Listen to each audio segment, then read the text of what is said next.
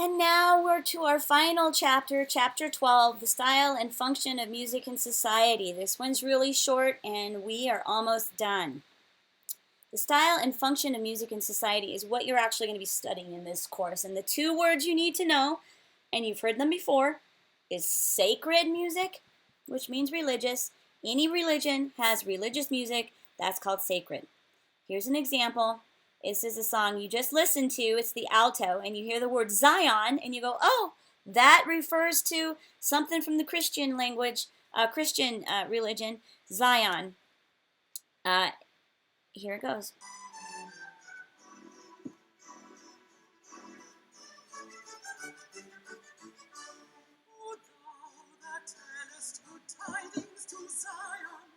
So if you hear Zion, you know it's sacred. Secular music is everything else. Everything else. If you hear it's about love or it sounds dancey, it's secular music. Oral transmission. This is a fancy way of saying that for a long period of human history, music was passed down from person to person. Grandparents and parents passed it down to their children. It was passed down orally. That means with their voices. They were told about it. They were sung to. Nothing got written down until only relatively recently in the development of mankind, which is about 1,500 years ago. But before that, music was learned orally by voice, by being told or sung to. This is important. You need to understand these words, style, genre, and medium. They are on the test. The style is, what style of music is it? Is it hip-hop? Is it screamo? Is it metal, classical, jazz, rock, reggae, country? That's the style. The genre is the kind of function that music has. So if it's for the pop world, it could be any of those.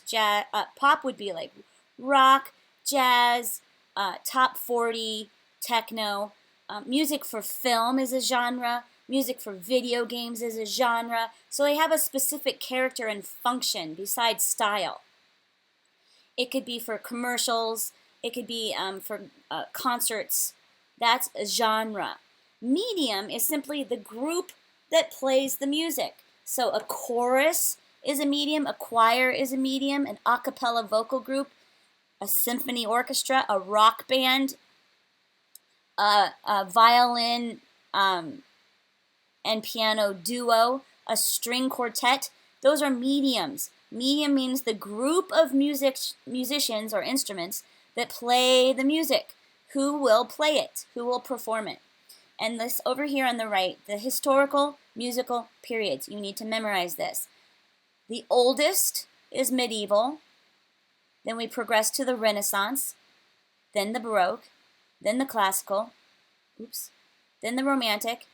And then 20th century. Each one of those historical periods has a certain character. We call that an era. And it is found in all the voices of all art. Whether it's a musician, a composer, a painter, somebody who writes poetry, there's something special about each one of these eras that we lump it all together. The medieval era, the Renaissance era, the Baroque era, classical era, Romantic era, and 20th century. And that's what you're going to study in this class. But memorize this, MRBCRT, Mr. Baccarat, MRBCRT, medieval, Renaissance, Baroque, classical, Romantic, 20th century. Just memorize that. You'll have it for the test.